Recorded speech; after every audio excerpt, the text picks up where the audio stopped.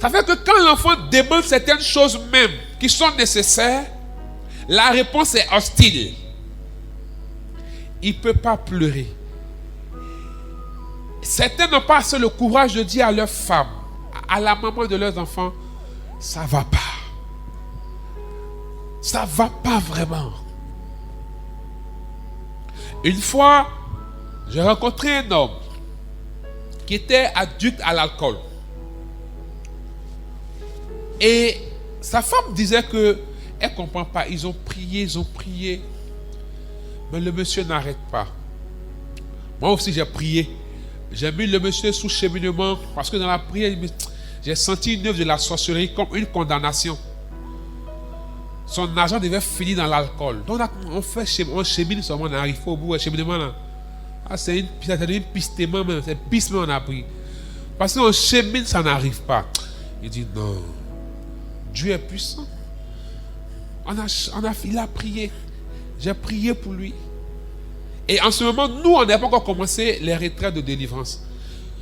Donc je lui ai dit, comme il habite dans la zone de la Palmeraie, d'aller prier les vendredis chez mon papa, à Morem. Je lui ai dit, bon, moi, mais il a dit, bon, peut-être moi, là, mon onction n'est pas trop. Mais où est envoyé là? Vraiment, c'est ton problème là, depuis un an, ça que vraiment, on doit trouver le problème ailleurs. Et il vient me voir, je parle avec lui, et l'Esprit de Dieu me dit, demande-lui s'il va bien. Je lui demande, il dit ça va. L'Esprit insiste, j'insiste.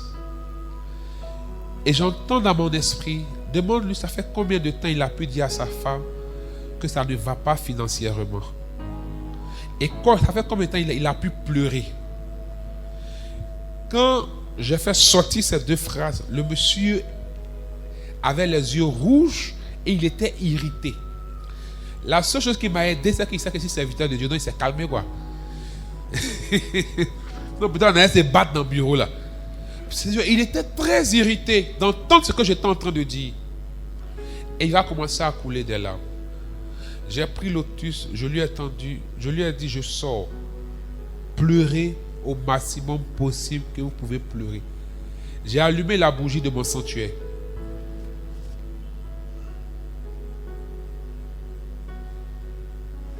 Pleure.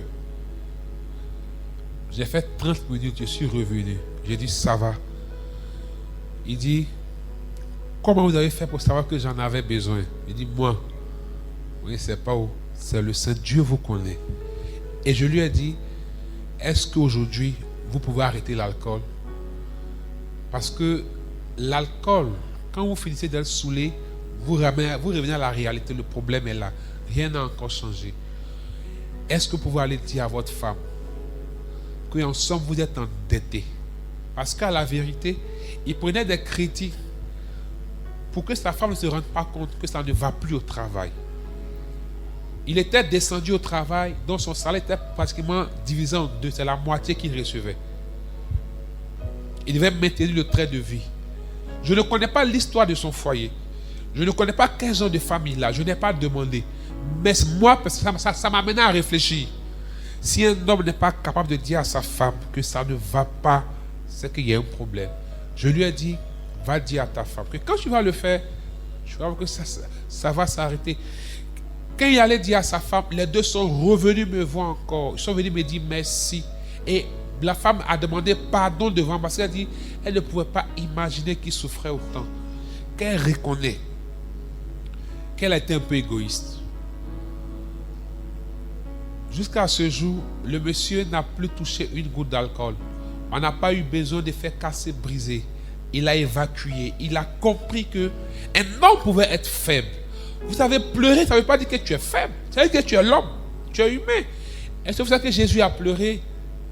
Jésus a pleuré pas une seule fois dans la Bible. On parle de Jean 11, 35, oui, devant la mort de Lazare. Mais la Bible dit que Jésus a pleuré sur Jérusalem. Il était sur le mont des Oliviers. Il regarde Jérusalem et il pleure. Il a pleuré sur Jérusalem. Jésus a pleuré où encore? À Gethsémane. Jésus était homme. Est-ce qu'il a dit que tu es faible? Alléluia. Voyez comment notre système émotionnel est conditionné. Quand ça ne va pas, dis ça ne va pas. Tu ne peux pas, dis tu ne peux pas. Les femmes également, quand un homme dit ça ne va pas, quand un homme dit il ne peut pas, ça ne veut pas dire qu'il est déchu. Ça ne veut pas dire qu'il devient femme. Ça ne veut pas dire qu'il est incapable. Ça ne veut pas dire qu'il n'est pas digne.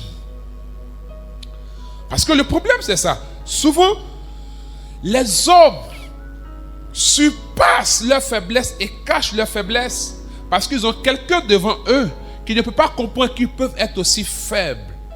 Mais parce qu'aussi on a toujours montré à des femmes que l'homme c'est un Django.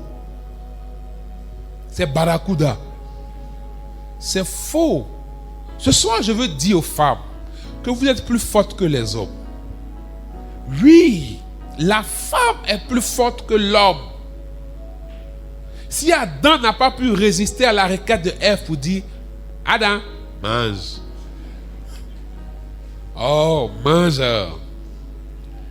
Troisième fois, il faut manger que. Si devant la volonté de Dieu, Adam a cédé à la volonté de la femme, les femmes, sachez que vous êtes fortes par rapport aux hommes. Si Dieu, dans sa préscience, dans sa toute puissance, a donné la capacité de la procréation à la femme, c'est la femme qui supporte 9 mois et qui pousse. Bon, dans nos pays africains, ce n'est pas fréquent. Mais en Occident, on permet à ce que les hommes soient dans la salle d'accouchement. J'ai regardé un documentaire où certains hommes fuyaient. Certains hommes fuient, ils ne peuvent pas tenir. Devant les cris et la douleur que la femme émet, ils ne peuvent pas. Ils peuvent faire partir loin. Quand ça va finir, ils vont venir. Hey, bébé, bébé. Les hommes sont plus forts que les hommes. Mais on a fait croire que c'est le contraire. Donc quand un homme dit il ne peut pas, ça c'est quel gars ça? Lui il ne peut jamais. Bon, il y a les gars aussi, toujours ils ne peuvent pas. Ça aussi, ça, toujours ils ne peuvent pas. C'est ça à faire là. Toujours ils ne peuvent pas. Il ne faut même pas d'effort. Oui, moi j'ai déjà dit à mes enfants spirituels, vous pouvez avoir des femmes, des amis, qui ne vont pas demander. Elles ne vont jamais vous demander quelque chose. 1 an, 2 ans, mais un jour, elle peut être dos au mur. Elle a regardé devant. Elle a regardé à droite. Elle a regardé à gauche. Elle a regardé derrière. C'est le mur. Il n'y a personne. Elle se dit, mon chéri ou mon mari peut m'aider. Et elle vient demander. Le jour là, le seul jour où elle a demandé, si tu n'as pas pu faire, pas qu'elle va te rejeter, mais quelque chose va se casser en elle. N'est-ce pas les femmes? Oui. Quelque chose va se casser en elle parce que la femme dans son esprit, et c'est ce qui est normal, quand tout est gâté, elle doit pouvoir compter sur son homme. Mais est-ce qu'il n'y a pas aussi des situations atténuantes? On ne prévoit pas. Mais le jour où c'était gâté pour toi, lui c'était nyaga djenzin pour lui. Puis c'est là toi tu as demandé. C'est-à-dire que au mauvais moment, c'est que lui-même il est là comme ça. Et ça fait mal. C'est pas comme s'il ne veut pas faire. Mais certains hommes ne vont pas parler. Ils ne parleront pas. Mais quand tu vas partir, il va pleurer, il va s'en vouloir. Elle ne m'a jamais demandé. Aujourd'hui, elle me demande, je ne peux pas. N'est-ce pas les hommes? Il va s'en vouloir. Je ne parle pas des gens qui sont à part là. On parle de la norme. Alléluia.